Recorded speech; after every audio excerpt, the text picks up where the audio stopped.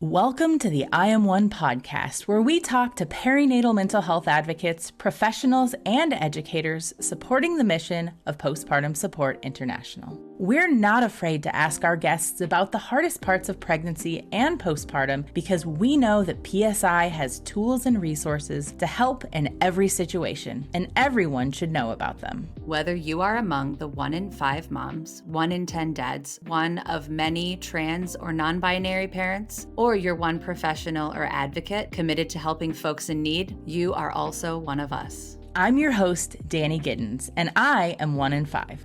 I didn't know what to call what I was experiencing after becoming a parent and felt too scared at the time to speak up. Not anymore. Now she won't stop talking about it. Hi, I'm your co-host, Emily Jankowski. I'm also 1 in 5, and I want you to know that mental health complications are common, but they aren't normal. There's something powerful in knowing I am one of many. Whether you're already connected to the perinatal mental health world, looking for new ways to support parents and families, or just want to hang out with us in your earbuds, we are so glad that you tuned in. Of course they want to hang out with us. We're lovely. Seriously though, the views, thoughts, and opinions expressed on this pod are the speaker's own. Tuning into this podcast is, spoiler alert, not a replacement for therapy, but PSI can help you find a therapist. We could also help you find a psychiatrist, a support group, or Waldo. Emily, Waldo? Come on! We don't know where Waldo is. Okay, fine. PSI help seekers can find peer support and resources in their area. At PSI, we want you to know you are not alone, you are not to blame, and with help, you will be well. On today's episode, we're sitting down with Claire Hewson, an educator, a counselor, and a PhD student at Queen's University in British Columbia, Canada. Not only that, Claire is the very first PSI intern to hop into the recording studio with us. We'll chat all about breast, chest, and body feeding, how this affected Claire after the birth of both of her children, and the full circle experience she's having by creating a unique and supportive space at PSI for parents just like her. So without any further ado, please sit back, relax, and enjoy this episode with our friend, Claire. Claire, welcome to the podcast studio. Thanks for having me. Oh, yeah. Today is an I Am One podcast first. It is our pleasure to welcome Claire, who was the very first PSI intern to be on the pod. So that's very exciting. Exclusive podcast content right here. We're excited to be with you today and chat about perinatal mental health and a bit about your lived experience. And we really can't wait to hear all about something very exciting that you've been working very hard on launching here at PSI. So thank you so much. You guys, you know that question we ask at the end where we say, like, what are you doing now? Claire's got a great answer. Yeah. I'm excited. Yeah. Listen all the way through. And we're going to leave you on the edge of your seat. And we're going to talk about the very end. So you got to listen to the very end to hear all about it. We won't save it for that late in the episode. No, because we're going to want to talk about it. Yeah. Claire, could you give us a little bit of an introduction to who you are? My name's Claire Hewson, and I actually live in Canada. I don't know, am I your first Canadian guest as well? No, you are not. Okay. But you're top 5. Okay. I live in a small rural town in southeast BC, and I am a teacher and a registered clinical counselor, and I am also a PhD student. And then, of course, I'm an intern at PSI. I almost forgot about that one. And a mother of 2, a 1.5-year-old girl and a 3.5-year-old boy. So you're not busy, is what you're saying. No, not at all. When I started my PhD, my coworker looked at me and was like, "Do you hate sleep?" I'm like, no. Yeah, who needs it? Technically, we all need sleep. Exactly. And when you're doing something you love and you're passionate about, it really doesn't feel like work. As cliche as that is, it's like, yeah. I'll explain all about it. But my life has just changed in like a 180 since having my kids in a hard way and also in a good way. I think that piece that you just said about it not feeling like work is like, that's when you kind of know you're doing the right thing. I mean, yes, sometimes maybe it might feel like work, but most of the time this does not feel like work to me. It's Yeah.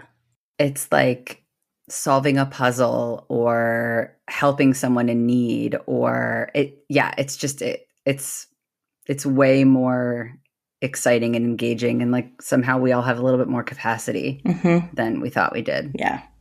So all right. Oh, go ahead. No, it's okay. I almost stepped on your toes. Ow. Sorry about that.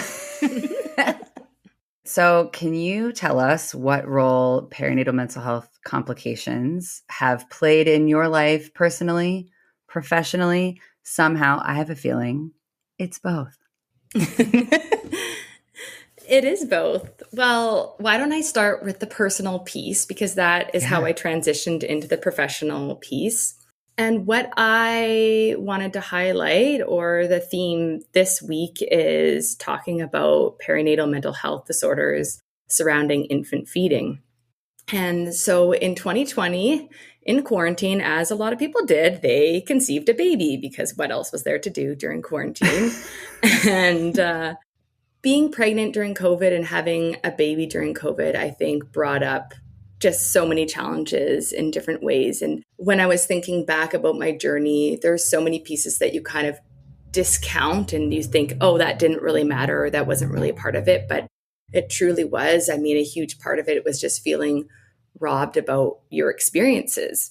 And even just like the buildup and the learning in your prenatal classes or community, or that socialization during your pregnancy just wasn't there.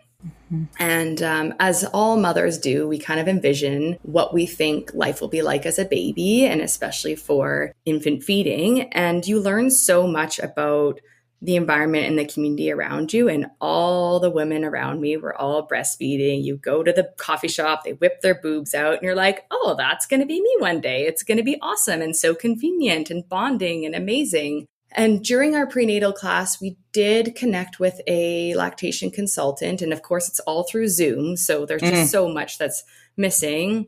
Plus, we had our cameras off and you're munching on chips at the same time. Yeah.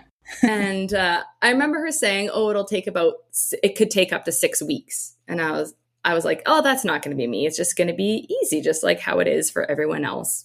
6 weeks, like to get into a groove with breastfeeding, chest feeding. Yeah. Okay. Yes. Got it. To get into a groove. I think for some people it can happen a lot faster, but I think she said like at the far end, it could take up to 6 weeks. So just be prepared. And I was like, okay, I think I can do this. And actually I kind of forgot all about that until I connected with her after my son was born. So when I went into labor, my water broke, and I think from start to finish, it was about 36 hours. So it was a long labor. I was probably active labor for 24 hours, but from start to finish, it was 36. And virtual hug. Yeah. Yeah. Which it's interesting because with all the breastfeeding challenges I have, we not ignore, but we forget about all these really hard parts, like just the birth trauma of it all. Like had breastfeeding gone easier, I would have thought back and been like, wow, I experienced some intense birth trauma, but this feeding thing just overshadowed everything, all the challenging parts and also all the good parts, all of the time that I thought I would spend bonding with my baby. And even just like, you get to show your baby off, but I didn't because it was COVID and because I literally couldn't go out in public. Yeah. Yeah. And so I had my baby and, immediately didn't latch, but I didn't really think anything of it. I was just like, you're just in that bliss of like, I did this. I survived childbirth. Sure, I can't poop. I'm like seriously injured like no other, but I did this. I'm not okay. No.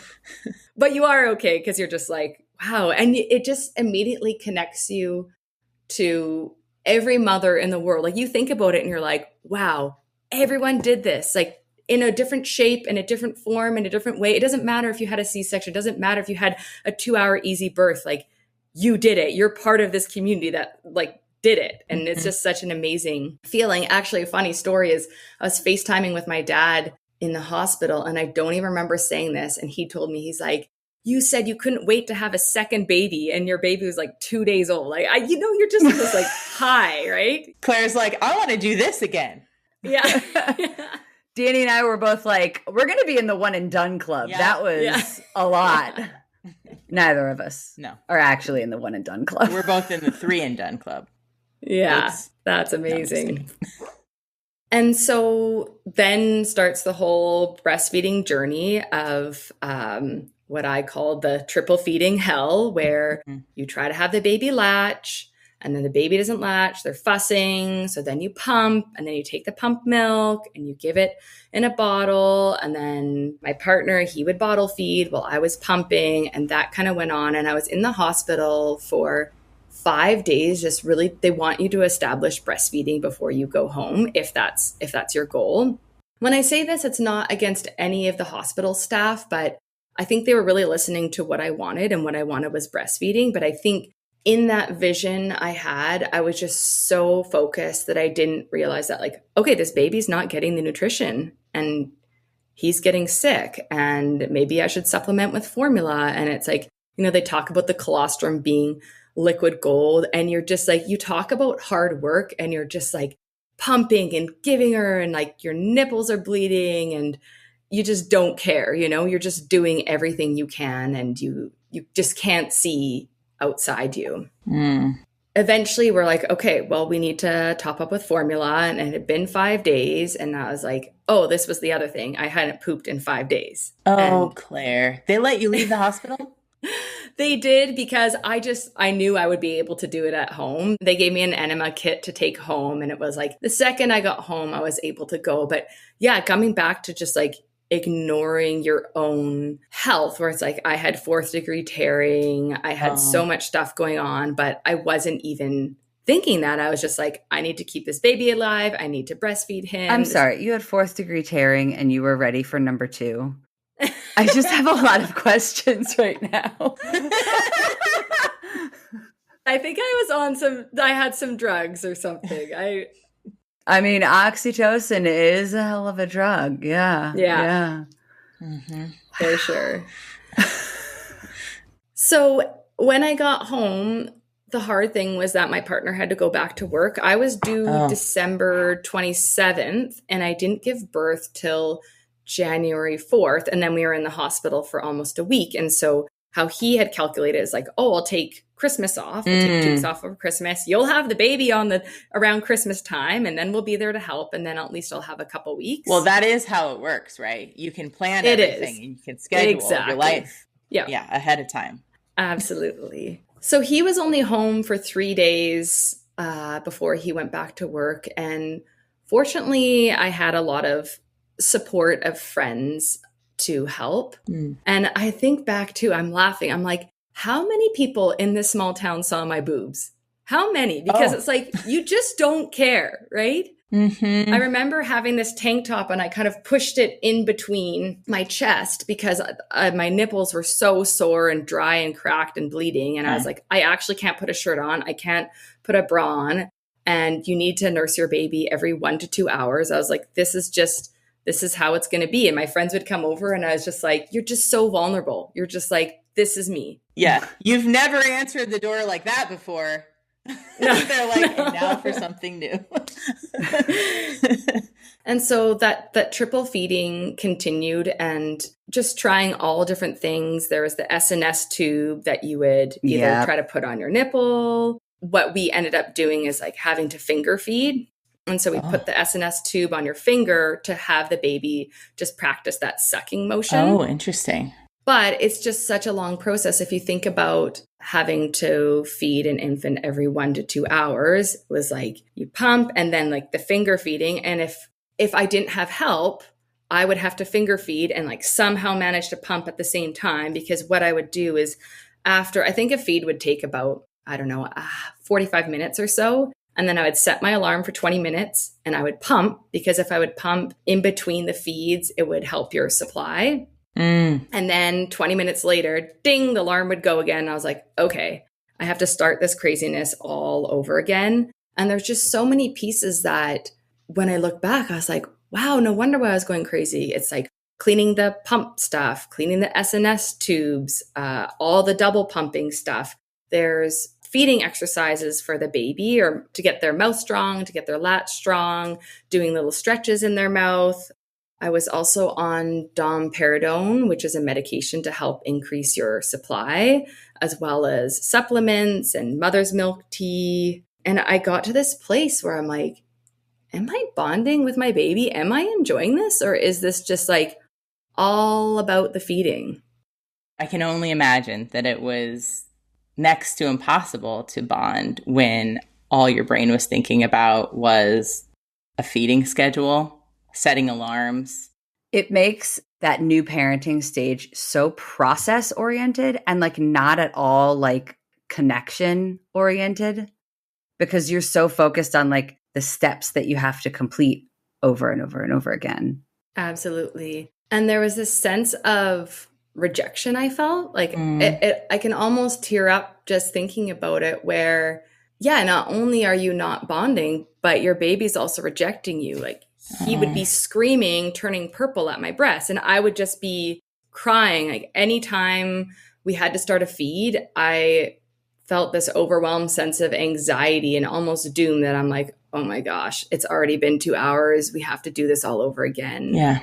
I can't believe it. And I've talked a little bit about it with my partner, and I know how hard it was for him to see me like this. Like he just felt so helpless. And I'll talk about what the experience was like with my daughter, because it was kind of like round 2 repeated. When eventually we did switch to bottles, it was just so amazing for him to see me happier and to see his bond with the baby grow as well.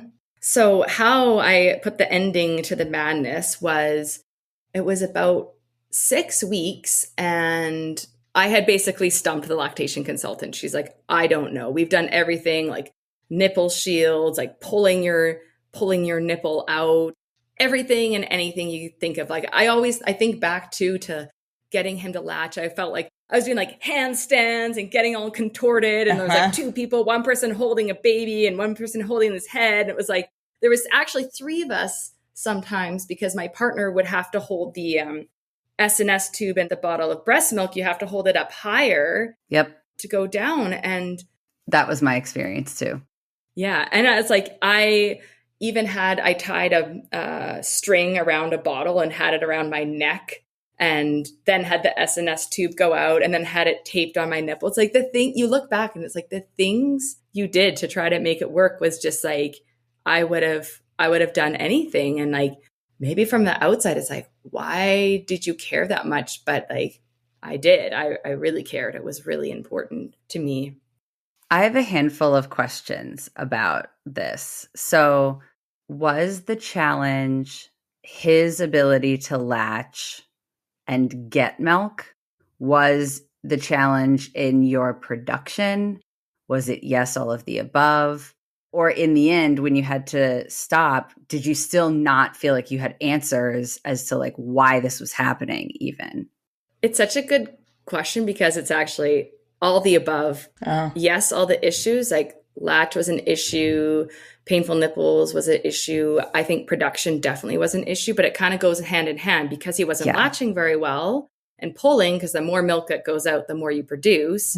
And a pump is not as good as a baby's mouth. So that was an issue. But then also when we stopped, I was like, I still don't understand. Like, I still don't know why. So the lactation consultant said, well, I'm stumped. There's a clinic in a city about 8 or 9 hours away. They do a breastfeeding clinic, and they specialize in posterior tongue ties, which is like a tongue tie. Does everyone know what a tongue tie is? Can you tell us, in case any of our listeners I think are you unsure? should tell us. Yeah. Okay. Yeah. The frenulum, the little piece of tissue that's underneath your tongue, when it's really far forward, it restricts the mobility of the infant. When they're a newborn, and it's very obvious, when they stick their tongue out, it's like a little heart-shaped. Because they can't get the tongue all the way out of their mouth. Like, yes. It doesn't stick all the way out and make a U. Yeah. Exactly.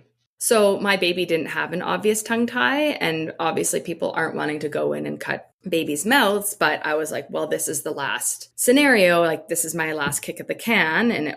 But it was about 6 weeks. So I was like 6 weeks in, not sleeping. I'd actually lost my mom when I was 13 years old.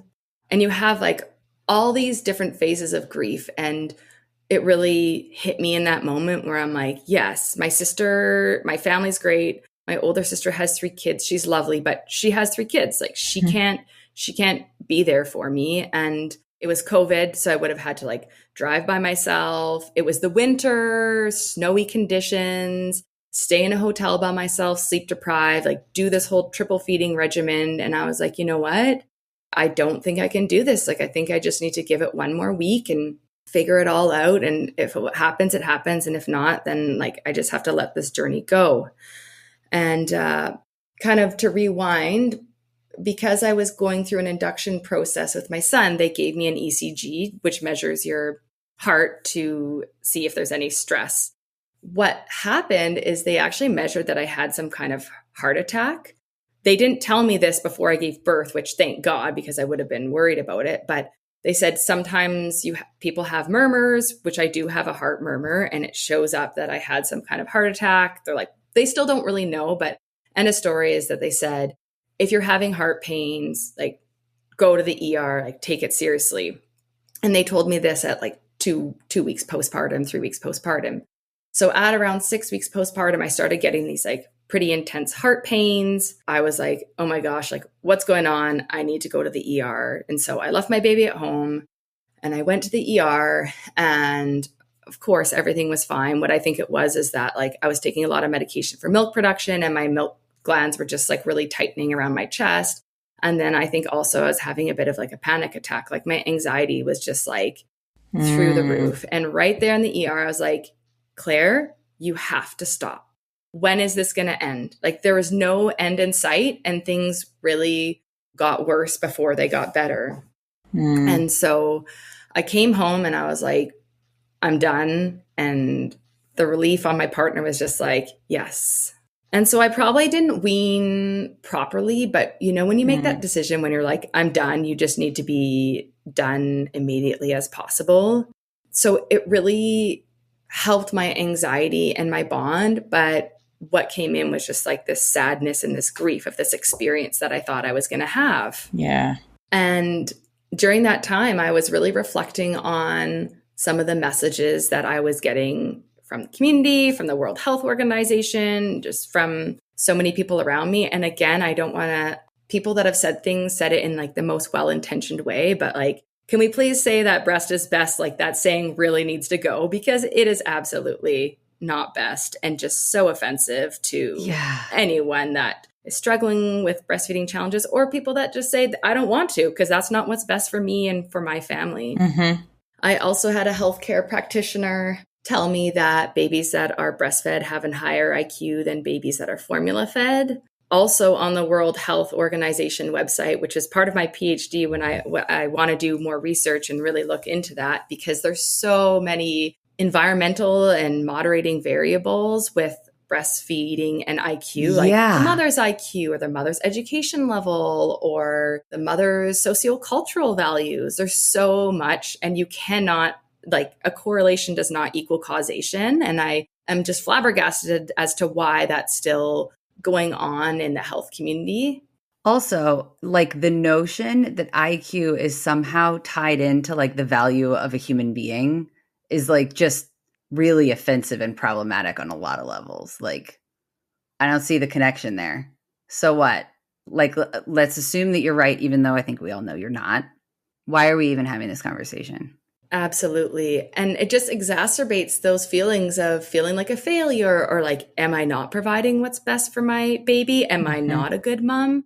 And that transition of switching to formula was really hard on my mental health and even just my relationship with my body. It's like, okay, my breasts have failed me. I hated them. Like, you know, they're supposed to even be like transitioning back to being like this sexy part of your body. It's like, no, I absolutely hated them. Also, just with buying formula, like I would go to the grocery store and I would immediately just start crying. And I remember I asked my partner, I was like, you have to buy the formula, because I walked down that aisle and I spend, $60 Canadian on a can that lasts us my my little guy was a huge drinker, that would last us a week.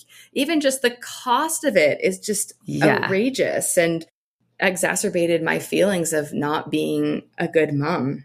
I met a friend in a prenatal group. So she was a new friend. She didn't really know me. And this is when I had switched to bottle feeding, and I was going to go for a walk with her. And I remember just trying to time it so that I wouldn't have to feed in front of her and explain things. And I called my sister and I was like, I really feel like I need to tell her that I'm bottle feeding and this is why, and that I tried this, that, and the other, and explain myself. And my sister was like, if it makes you feel better, you should do it. And I kind of thought about it and I was like, you know what? Why do I feel like I need to explain this? Like, why is it anyone's business why I'm feeding my baby? Not that she's nosy, but it was more so me thinking like, society's going to be staring at me like, why are you poisoning your baby with this formula? Which it's totally fine. Everything's fine. I have a formula fed baby, and my second was a breastfed baby. And I joke, it's like, they're both going to be eating French fries off the floor at some point. Can confirm. Yeah. And neither of them are going to eat insert vegetable or type of food or whatever. Like, oh, I don't like it. It smells funny. They're all going to do that. Like there's no gamifying how to avoid difficult kids later on. Exactly. And so when I finally got through a lot of those challenging emotions and bottle fed, we really found our groove. And I was so much happier. I could leave the house. Like know me, I'm a very active person. I like being out in the community. I like exercising. For me, not to leave my house for 7 weeks is just unheard of. And I just felt like I found myself. Having said that, my anxiety continued in a different way. I think that, I don't even know if this is a thing, but I would call it feeding anxiety. And then once that surpassed, I was like, okay, I just have postpartum anxiety of just general worry of him. And I think a lot of the feeding issues masked what was going on. Because they were louder at the time than Absolutely. And I did get support and help. And I think one of the biggest ways of getting help was just connecting with other moms that struggled with feeding issues. And I think, Emily, you mentioned you struggled a little bit. I did with my oldest. It was like a very long and hard birth. Like we ended up with like the feeding tube. He lost a tremendous amount of his body weight. Eventually it all worked out. That was what was in the cards for me. Now that I'm diving into the research, I mean, there's a study that shows that around 70% of women or birthing people struggle with breastfeeding. I would believe and some that. of those issues work out and some of them don't. And I can't even imagine in the States, I'm sure you don't even want to hear this, but we get a full year mat leave. We know. It's okay. We've heard. Sorry. But I just think about my struggles that I'm like, if I was only off for 3 weeks or 3 months, right? You get? I mean, yeah. I mean, if you have an employer that allows that. And you've worked there for at least 12 months. I mean, some people are not able to do that because they can't afford to not have a paycheck. You're allowed to take time off, but it's not fully paid. Yeah. Right? Or paid at all. Yeah. Or sometimes not even paid at all. Yeah. It's like, I can't even imagine. I mean, if I was in the States, I'd just be like, why am I even bothering this with my daughter? The story I'll get to in a second is like, it took me 3 months to figure out how to breastfeed her. And, I can proudly say that I'm still breastfeeding at 17 months, which is amazing. Yeah. But the journey to get there was just, It's just like a hard thing to talk about. I also had, I stopped breastfeeding. Like I was only pumping for a month and a half because I had breastfeeding issues with my first two, and then was able to continue breastfeeding after that. But like, it's important that you're here, Claire, and you're talking about it because I didn't know other people. So I'm interested to hear about how did you find other people to connect with that had breastfeeding difficulties? It's funny. I can be a private person, but when it came to this, it's like the desperation took over. And my sister's an amazing resource. And she started this WhatsApp group called Breastfeeding ... the Truth. And it was all of her friends that struggle with breastfeeding, sharing stories. Like everyone had all different issues. And you just hear how common it is. And I was like, there's a couple of reasons. One, maybe it's a bit taboo and people don't like talking about those challenges. But also I think the first year of a baby's life is so intense that you kind of forget all about it. Like even just with like giving birth, it's like, well, there's other issues that are going to happen, like, oh, sleep, or like even feeding solids, or just like, it's just such an intense year that I think people kind of black out all those hard things and then just end up not talking about it. Mm-hmm. Or there's a new hard thing that is now louder in that moment. And it doesn't, like, the rest of the stuff is just sort of like in the background. Yeah. Totally. So it was really nice to have that community. And then it's funny, then I end up being this like go-to person in the community when people had issues. It was like random people are like, oh, I got your number from so-and-so. And is it okay that I ask you this, that, and the other? And I'm like, yes, I am not a medical professional in terms of lactation consultant, but like I can support whatever emotions or whatever you're feeling, or like guide you into some resources, whatever you need, because I just, you're just in it. And it just brings me back. Like I had a friend come over and she had the insufficient glandular tissue where it's like, it's all about milk production. And it was just, I could just see, I cried. I don't even think she was crying, but I was crying because I was like, I feel you. You are not alone. Like, I don't know exactly how you're feeling, but I can just empathize so deeply. Mm-hmm. Claire nailed the peer support in her community. Yeah. Nice job, Claire. Informally. But yeah, so then brings me to my next pregnancy. It was interesting because as soon as I got pregnant, I started getting nervous about breastfeeding all over again and what that would look like. High anxiety. Welcome back. Yeah. My postpartum anxiety. It's funny because after a year, you know, I got counseling support. I was on a bit of medication. And then after a year, I was like, whoa, I don't need this anymore. Like, even though I don't think I got an official diagnosis, I was like, this is what it is, because after a year, it just went away. Do I still worry about my children? Absolutely. Like, it was so funny. A couple of weeks ago, a coworker was telling me she has a teenage daughter. She said, I didn't have a care in the world until I had a child. She's like, and I haven't stopped worrying since. Yeah. To hear that was a bit validating, because I'm like, yes, I'm not going to be a high anxiety parent. I want them to feel safe to roam and to leave and to take chances, but I will always worry. And I want to try to manage that myself. So I'm not putting that on my kids. Yeah. But in terms of like the perinatal anxiety, I was like, oh, it just disappeared. Until the next one. Bum, bum, bum. Yeah. Bum, bum, bum. Yeah. The birth for me too. Like, got pregnant with the second, and it was all of a sudden I was like, oh no, birth. Here we go. That didn't go so well for me last time. Yeah. Let's hyperfixate on it and see if I can like game it out in advance, you know? Yeah. Spoiler alert, that doesn't help. Yeah.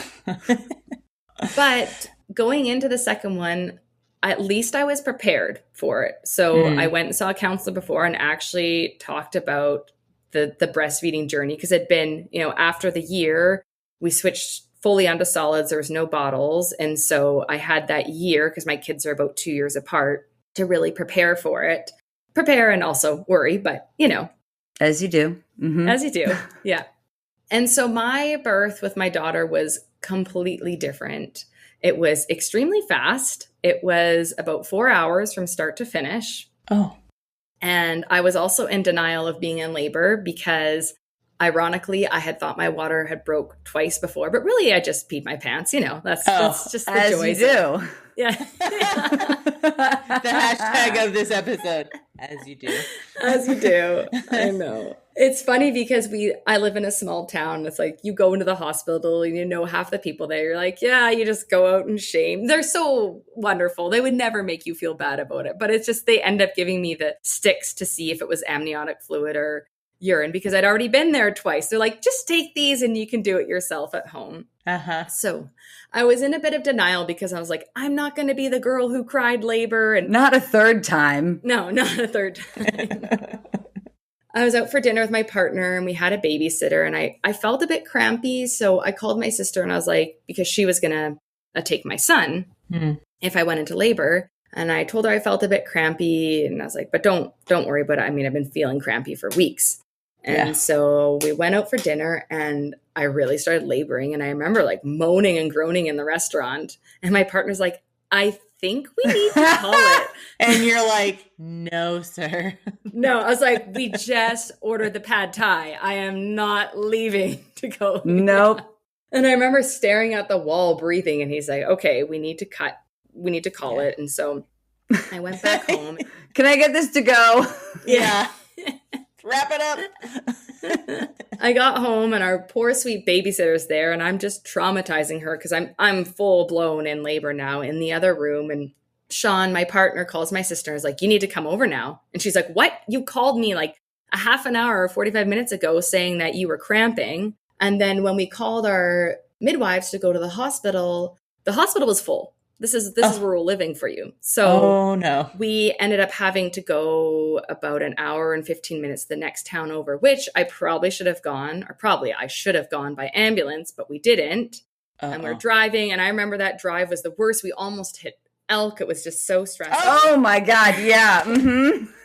It was dark. And when I got to the hospital, it was within an hour and a half, I gave birth. And when I think back, I'm so glad that was my second, because there were so many unknowns. And I was like, I got this. Like, it's okay if this is a nurse that I don't know. It's okay if this is a midwife I don't know. Like, it'll be okay. And it's such a blessing in disguise that I went there, because obviously immediately my baby didn't latch. And this time I remember as soon as I gave birth, because, they plunk the slimy baby on you and you're just like, whoa, okay, there's a slimy baby on me. And she didn't latch right away. And I remember just kind of panicking, trying to get her to latch. And they're like, take a breath. It's okay. Like, don't worry. We'll figure it out. Because last time I had a couple days of ignorant bliss of not worrying about it. But now this time I knew it was important. I need to talk about the darkest night of my life, which was that night that I gave birth, because my partner had to go back and stay with our 2-year-old. I was in a hospital I didn't know. My community wasn't there. And again, just dealing with this breastfeeding hell just all by myself. Yeah. And what the midwife there referred me to was a speech pathologist who had recently moved into the community, so in between my 2 babies, who specializes in tongue ties. So then the next day, I wasn't in the hospital for very long, because I was like, we got to get out of here. We need to go home. We know exactly what to do. We have a pump. We have all this stuff. And she said she had a posterior tongue tie. And I would get, again, referred to a dentist specialist, which is about 4.5 hours away from where we live. So we did try to do the whole breastfeeding thing. And I was like, you know what? I'm not going to last as long. I don't have it in me this time. Yeah. And so we ended up going to Kelowna. And she ended up having a frenectomy with a laser, where her tongue tie was cut, her upper lip and her cheek buckles on the side of her cheek were cut.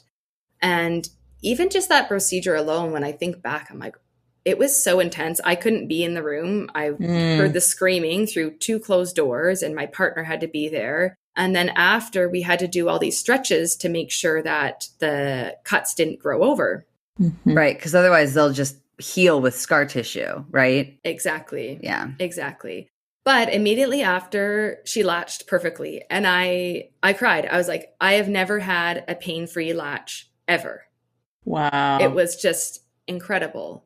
But when I went back to my hometown, it didn't resolve itself. It was another 5 weeks of her learning. I think she had to learn how a new mouth worked. And I ended up using a nipple shield, which my son never latched with a nipple shield. And I was like, okay, she's latching, she's getting milk. And what I didn't realize with the nipple shield, because I was just done with pumping, the oh yeah, you start hearing words. Anybody else hearing what I'm hearing? Yeah, even just that sound alone is just and what I didn't realize is that she actually wasn't drawing milk. And I think, again, latch was an issue, supply was an issue. And I was looking through some photos before I did the recording just to try to do the timeline. And it was 6 weeks, and I pumped half an ounce on each side. And I remember I almost just quit then and there, because I was like, she's latching better-ish, but I'm not pumping anything. What's going on? Because what I was doing is I was relying on her mouth to take milk out, and it wasn't happening. And it's so hard with breastfeeding because you don't actually know how much they're getting. That'd be kind of cool if you could see how much was in there and then see how much was left, like a little kind of like on the side of your tea kettle or something, you know? There was like a fill line. That's technology. We need that. Come on, AI. Keep up to this. Going back to, just that circle of support. One of my sister's friend really struggled with supply, and she was just like, you can do it. And she set up this little schedule for me. And part of me was like, this is too much. I'm not like her. Like I can't, I have so much respect for how she fed her children. And then at the same time, I'm like, this is too much. I can't go through this again. Like, it's okay if my baby's formula fed, but it really, at the same time, it wasn't. And it was like, yes, it's societal and cultural, but it was also like this selfish thing that it was like this experience that I wanted. And I think there was a piece where I'm like, is this what's best for her? Is this what's best for my kids? Because part of it is like, what I felt like I wanted to give her. One of the challenging things for my partner was seeing me go through this whole thing again. Because that first night I was in the hospital by myself, he came to my sister's house where our son was, and immediately was like, it was just so hard for him. And he saw how happy I was and relieved when I started bottle feeding. He really is just amazing. Like, he knew that I just had to go through it, and he knew that I had to do this journey and that it was my body. And I just feel so supported in that. And so ultimately it took 3 full months for me to fully establish breastfeeding where it was easy. I'd say around 2.5 months, it started getting better, but I still had good feeds and I still had bad feeds, which is something that I worked with my counselor on to stop calling them good feeds and bad feeds, because it immediately triggered my feelings towards them. Like, if I had a bad feed, I'd feel frustrated. I'd feel angry. Like, what's going on? Like, should I stop doing this? And if I had a good feed, I'm like, look at me. I'm a good mom. I can do this. What was a bad feed? Was that like difficulty with latch, or it felt like maybe the baby wasn't getting much? I don't know. Yeah. What made them feel that way? Mostly it came down to latch, because if she latched, it meant that she drew milk and then I wouldn't have to pump as much. I could just do a quick 5-10 minute pump to just get everything out. But if sometimes she'd just be like, nah, I'm not going to latch today. I want to be bottle fed so I don't have to do work. And then it's like, now I have to do this whole triple thing again, and just felt so frustrated. And she would get really fussy and angry. And also, she was such a different baby. You don't realize you have an easy baby when you have an easy baby until you have a different baby and you realize, wow, that first baby was very easy. And with my daughter, she was very hard, and she had the purple crying. I don't know if you guys, I had one of those. Yeah. So tough. And interestingly enough, I ended up hiring a postpartum doula I hired her with my second to help me with my journey of letting go breastfeeding, because at a period of time I was like, I need some support of someone coming into my house and just helping me with, I was just trying everything. Like, I want to do some meditation and kind of some alternative stuff. She was amazing. And by the time she came in, we talked a lot about breastfeeding, but it was starting to work itself a little bit. And then the purple crying started. And basically during the hours of 4 p.m. and 7:30 p.m., she would not latch. And was that due to my supply and other things going on? Probably is part of it. But also, like, I know people that have great breastfeeding, and when they had purple crying, the baby wouldn't latch. And like, there was nothing. I would just walk around the neighbor and she'd just be screaming and screaming and screaming, and people would be staring at me. And I'm like, this is just what it is. And, I blamed a lot of that on feeding and those poor feedings, those bad feedings. But I had to let go of my emotional connection to them and just call them like, this is a feed. And that's what it is. Yeah. So eventually, after 3 months, I was able to establish breastfeeding, and I'm so glad I persevered. Would my partner say the same thing? I mean, because I'm doing this podcast, we kind of brought up again. He's like, Claire, you know how I feel about breastfeeding. Meh. But I'm glad it worked out for you. And I was like, I love that for you. Appreciate that flexibility there. Yeah. Take it, leave it. Yeah. Whatever works, right? Yeah. And it has been an incredible experience. And I'm not, anyone that's listening to this, like, one experience wasn't better than the other. Like, they both were so valuable. And I am telling you right now, breast is not best, because I am living proof that it really wasn't. For one, maybe I don't know what was best for my kids, but I really had to listen to that journey. And what has really come up for me, and even just in my schooling, is learning about privilege and the privilege of breastfeeding. And I think about how privileged I was to be able to do that. I think about, I had childcare for my son. If I didn't have childcare for my son, there's no way I would have gone through this rigmarole. I was able to drive to 4.5 hours away to get this procedure. The procedure cost $1,000, which ended up being covered by my extended health. I spent $400 on a pump. I had a community of friends and family who dropped off meals and came over and saw my bloody nipples and all those things, right? Right. If I was a single mom, or if I didn't have money to spend money on a pump, there's so much privilege in breastfeeding, and why, like, just another reason of why we should not judge people for the way they feed their babies. So through my journey, obviously I'm really passionate the way that I speak about it, that I really want to support other people going through the same thing as me. And yes, I had my social group, but in terms of like the literature and things that I wanted to read, there's just huge gaps of what that living experience is like. If you go to the PSI website and look under specialized support resources, you can now see under breast and body feeding, there's support resources for people that are struggling with breast and body feeding. I really like Dr. Amy Brown, who wrote a little tiny sliver of a book called Breastfeeding, Trauma and Grief. And that really got me through with my son, of a lot of that societal and cultural expectation that just exacerbates those feelings, and really validated what I was going through. I think that's a great segue into maybe can you tell us a little bit about something exciting that you've been working very hard on here at PSI? Yeah, how are you helping folks in the perinatal period now? Yeah, tell us, Claire. So currently I am doing my PhD through Queen's University in healthcare quality. And what the program is all about is about health leadership, there's patient safety, and of course, healthcare quality. And this program has been absolutely life-changing.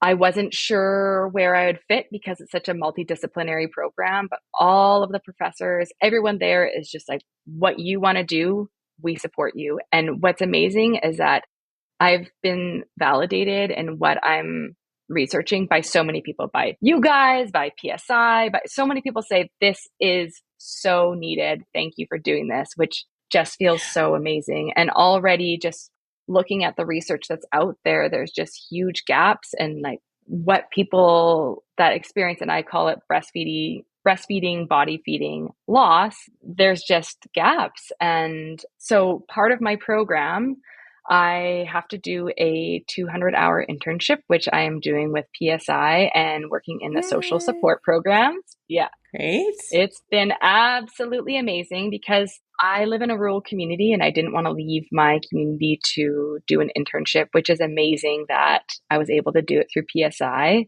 Melissa says, if I had a nickel anytime someone said they didn't know about PSI, I'd be rich. Oh, yeah.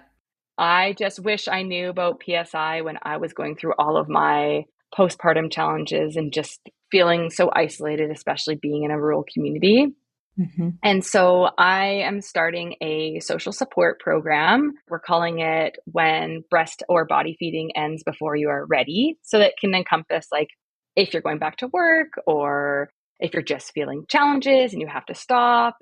It could be for physical reasons, it could be for mental health reasons, just for anyone that's going through a journey and having to end that experience before you're ready. And we're starting July 17th. So I think this will air after the first one, but then the next one is going to be August 21st, 10 o'clock Pacific Standard Time. So stay tuned on the website for all those details. So Claire, is this an online support group?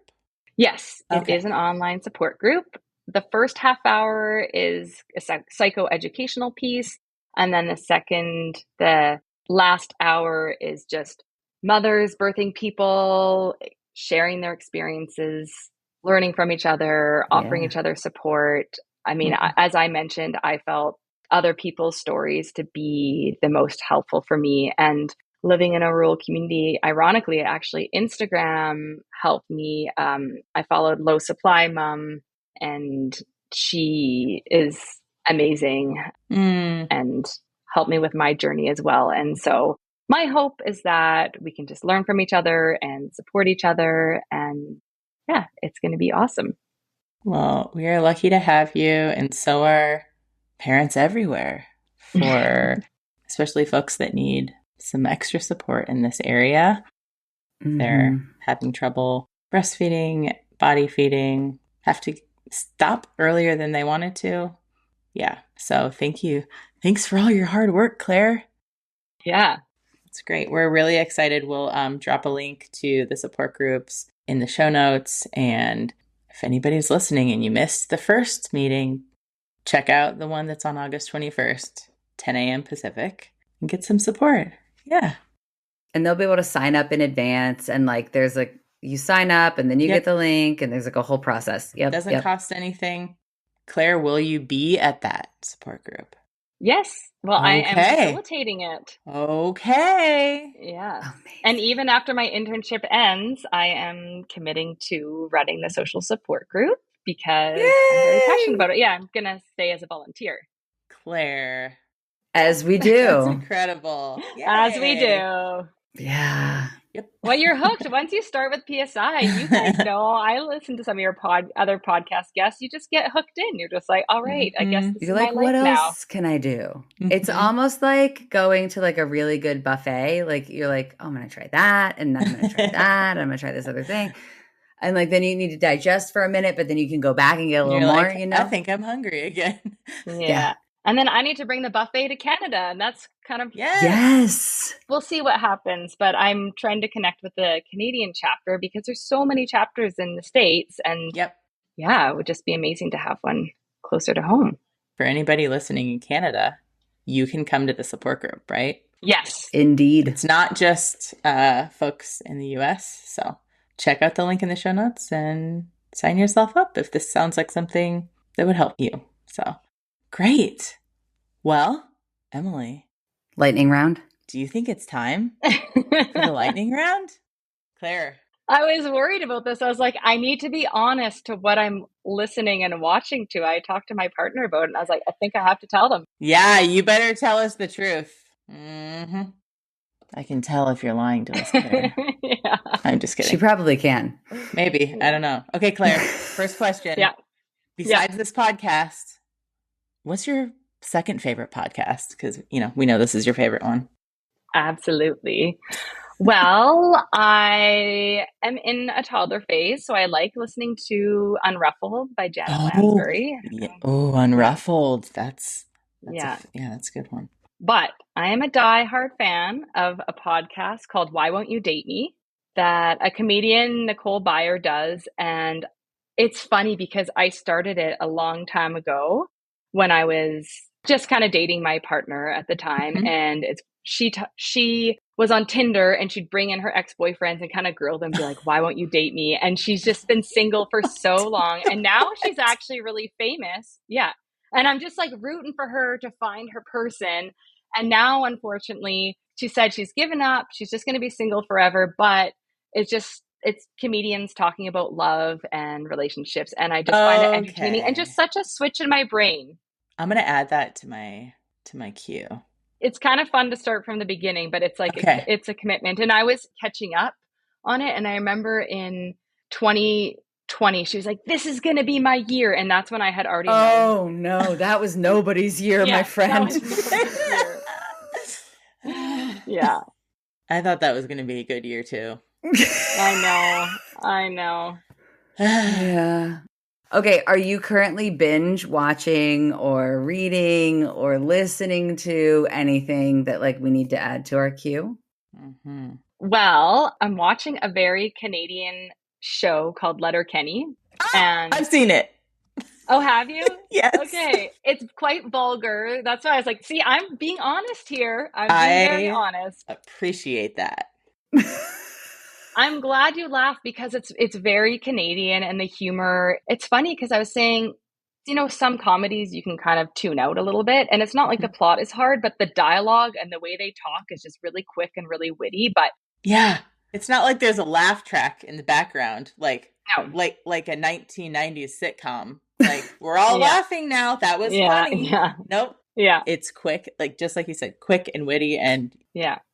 Is it very rural Canadian? Yes. Okay. Yes.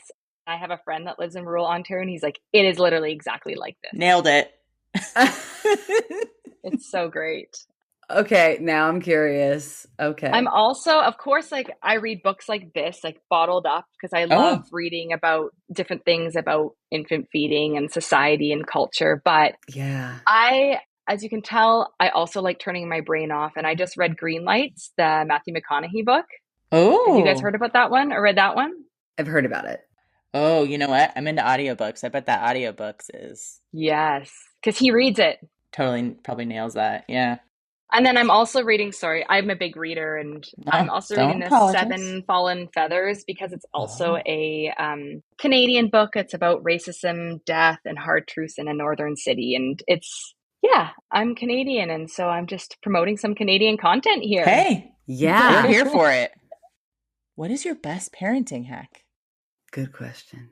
Thanks. Oh, I've been thinking about this, and I was like, this one is not... I feel like it's the oldest parenting hack ever, and it's called snacks, but it's very key because my kids are 1.5 and 3.5, and I have a Thule where they sit side by side, and they literally just fight all the time. My daughter just wants to grab my son's hair and grab his legs, and they're fighting with each other. And every morning, because I'm very determined to walk them to daycare, is they each get a bowl of raspberries, which is not cheap. I am telling you that, but no. It is the only way to get them not to fight and hit each other. And it's just been my saving grace, which I know this isn't a new parenting hack, but it is. So food bribery. Yeah. Healthy food bribery. Yeah. Like, want some hummus to go along with that? Yeah. No judgment here. That sounds great. Just like how we'll give you some popcorn after this podcast. We owe some people some popcorn. For all of the listeners, there's been somebody who's wanted to snack and interrupted our recording a couple times because they wanted to pop popcorn. It's the summer, okay? Everybody's home. Yeah. We're podcasting under harsh conditions. Maybe you should have eaten your lunch. Next question. What is one thing that today you would go back in time and tell pre-recovery you? Oh, that's such a good question. It honestly just gives me shivers because there's just that you're doing amazing and you are giving what's best to your baby, and there's just no right way to do it, and just to enjoy every moment. Mm-hmm. Yeah. There's no right way. Absolutely. It's the hardest and best thing that you'll ever do. And I went through some super dark times, but now I'm like, if I didn't do that, I wouldn't be doing my PhD. I wouldn't be working for PSI. I wouldn't be able to support my friends in the right way. And yeah, it has been such a gift and now such a passion. And I don't know where my life will lead, because I've mostly been doing mental health work for youth and children and working in the schools. And yeah, who knows where my life will lead. Yeah. Claire, what is one way that you'll show yourself some radical love today?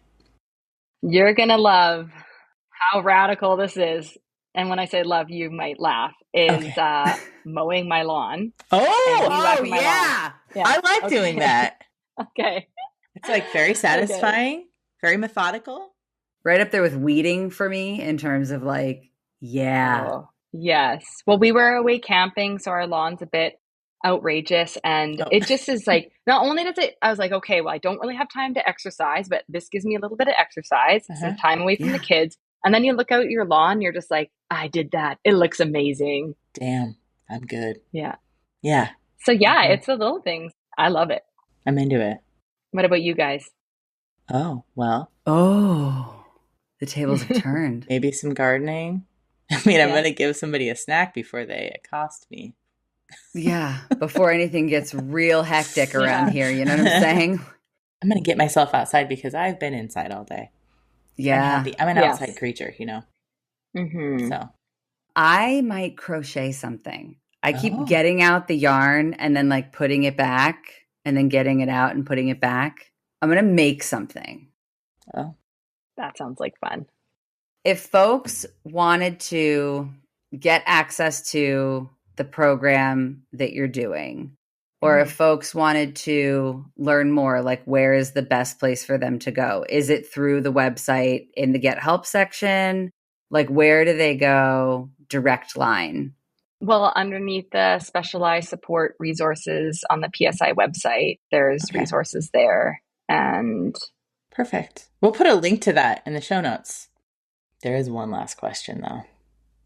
Very important one that Emily needs to ask. How do you take your water? Water break. How do you take it, Claire? Do you like water with bubbles? Are you into sparkling water? Do you like your water flat, straw? How do you drink it? Do you take your water through coffee beans? Tell us. Yeah. We do bubbly waters, but you know what? Yeah. When I'm really thirsty, I like just doing water, and I like doing it with this little straw because it really forces me to drink water, and water is delicious. Yeah. There's something about a straw, like it makes it easier. Yeah, I agree. Well, thanks for that, Claire. This was lovely. Yeah. Emily, you want to take us out? Claire, thank you so much for coming on today and for sharing your story and for talking about all things breast, chest, and body feeding. I think it's really important to like dive into all of the details about this issue because like it can come up at any point during the journey for folks. And I also would like to thank you for coming on as our first intern guest at PSI. Very exciting. Thank you for having me. Yeah. Thanks, Claire. Thanks for tuning in to the I Am One podcast. Check out today's show notes where we'll drop links to all the important things that we mentioned in this episode. Please consider sharing about I Am One on social media and following and rating our show wherever it is that you listen to podcasts. It only takes a minute of your time and, well, that'll help our collective mission of bringing resources and local support to folks worldwide. From everyone here at PSI, thanks again for listening.